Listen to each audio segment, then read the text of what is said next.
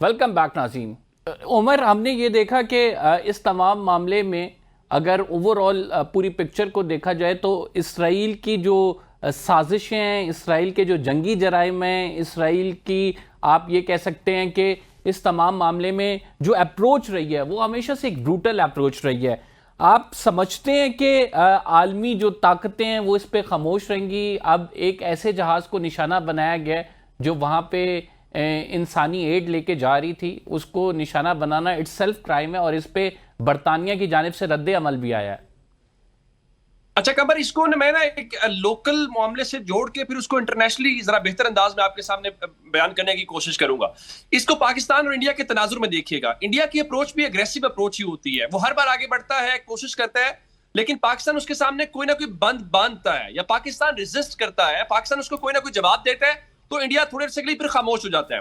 جب ہم اسرائیل کو دیکھتے ہیں اور پھر مشرق وسطیٰ کی تناظر میں دیکھتے ہیں، 1967 کے بعد آپ نے کیا کرنا تھا؟ مشرق وسطیٰ کے ممالک نے اپنے آپ کو مضبوط کرنا تھا. عرب ممالک کی ذمہ داری تھی کہ ٹیکنالوجی کے لحاظ سے یا دیگر چیزوں میں جو آپ کا دشمن جب اگریسو ہوتا ہے تو آپ اس کے اکارڈنگلی تیاری کرتے ہیں. لیکن انفارچونیٹلی مشرق وسطیٰ کے جو تمام ممالک ہیں، چاہے وہ بائی ڈیزائن ان کو اس طرح سے چیزوں کو کر دیا گیا کہ وہ اپاہج یا مفلوج ہو کر رہ گئے، یا وہ امریکہ کے اوپر ڈیپینڈنٹ ہو گئے. یعنی آپ اندازہ کیجئے کہ اسرائیل امریکہ کے گرین سگنل کے بنا تو قطر پہ حملہ نہیں کیا نا، نہ ایران پہ حملہ کیا ہے. تو جس کے گرین سگنل کے ساتھ وہ حملہ کر رہے ہیں، عرب ممالک سارے اس کے اوپر ڈیپینڈنٹ تھے.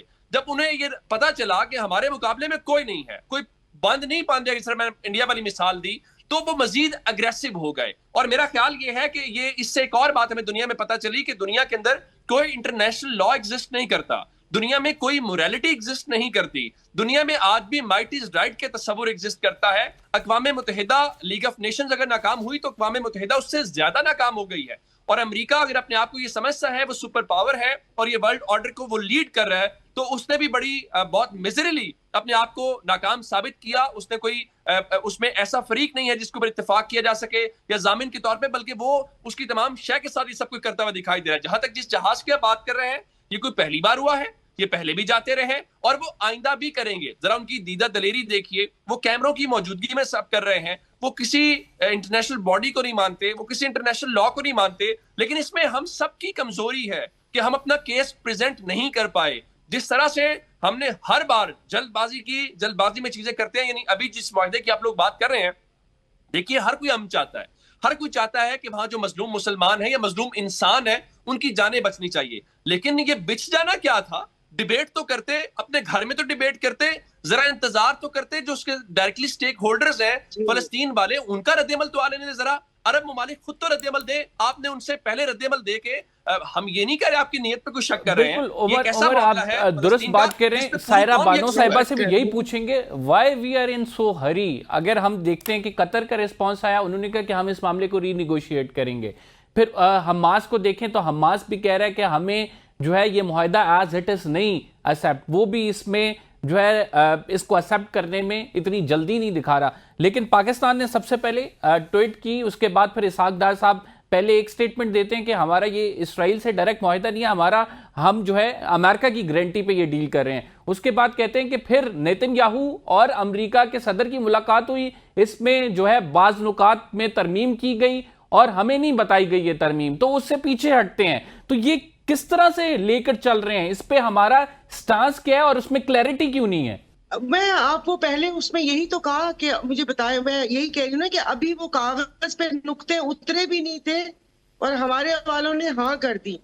خدا جانے کس چیز کی خوشی تھی. عوامی پریشر اتنا زیادہ ہے کہ پاکستان جو ہے وہ ان میں آئیدر کسی ڈیسیجن پہ نہیں پہنچ سکتا. ٹو نیشن جو تھیوری ہے، جو سلوشن ہے، ٹو سٹیٹ سلوشن، اس کی اگر بات کریں تو آٹومیٹکلی ایک گروپ کہتا ہے کہ آپ اسرائیل کو تسلیم کرنے کی طرف جا رہے ہیں، اور اگر آپ اس سے تھوڑا سا ڈائیورٹ ہوں، آپ کہیں کہ نہیں ہم 1967 سے پہلے والی سٹیٹ کی بات کر رہے ہیں، تو پھر اس پر یہ ہوتا ہے کہ آپ کو وہ ظاہری بات ہے کہ انٹرنیشنل پاورز کو وہ ایکسیپٹ کرنا ہوگا، کیونکہ 22% لینڈ جو ہے وہ صرف 1967 کے بعد بتایا جاتا ہے کہ اس سے بھی 14% پہ آ گیا. تو آپ سمجھتے ہیں کہ اس تمام معاملے پر جو پاکستان کا موقف ہے وہ ایک رہے گا، پاکستان کے موقف میں کلیئرٹی رہے گی، اور پاکستان جو اپنی فورن پالیسی ہے، جو وہاں پہ ڈیل ہے، اس کو آگے بڑھائے گا، یا پھر یہ عوامی پریشر کی وجہ سے کہیں نہ کہیں رک جائے گی؟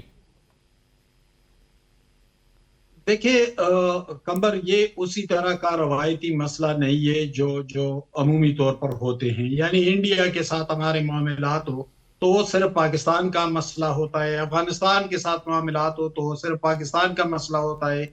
فلسطین کے حوالے سے پاکستان کی انفرادی رائے کوئی نہیں ہے، یہ پوری امت مسلمہ کی رائے ہوگی.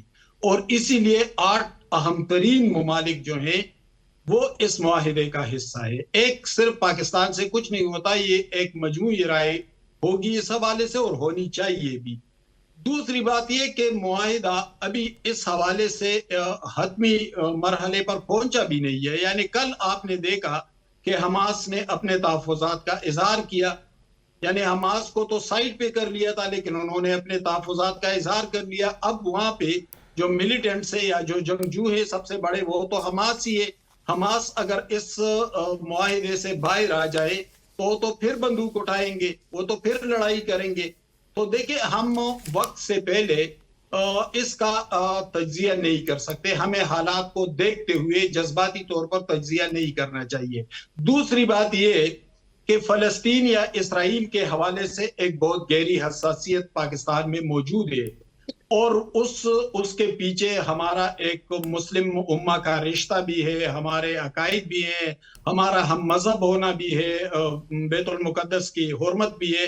تو دیکھیں، اس حوالے سے ایک گہری حساسیت سے انکار نہیں کیا جا سکتا. پاکستانی حکومت کو پھونک پھونک کر قدم رکھنا پڑے گا. معمولی سی غلطی جو ہے وہ یقیناً ایک بڑے عوامی رد عمل کی طرف جائے گی، اور عوامی رد عمل اس پہ آئے گا. ماضی میں بھی ایسا ہوتا رہا ہے، یہ کوئی پہلا تجربہ نہیں ہوگا. اس لیے جو deputy prime minister Ishaq Dar صاحب نے جو باتیں کیے، تو ٹھیک ہے انہوں نے بات کی ہے، لیکن اس کا فوری طور پر یقین تو نہیں کیا جا سکتا. حالات کو دیکھنا پڑے گا کہ حالات کس سمت میں جا رہے ہیں. کیا مجموعی تناظر میں اس پر متفقہ رائے ہو سکتی ہے؟ 1967 سے پہلے والے فلسطین کو بحال کیا جا سکتا ہے، اسرائیل کی بربریت کو روکا جا سکتا ہے، حماس کو کردار دیا جا سکتا ہے.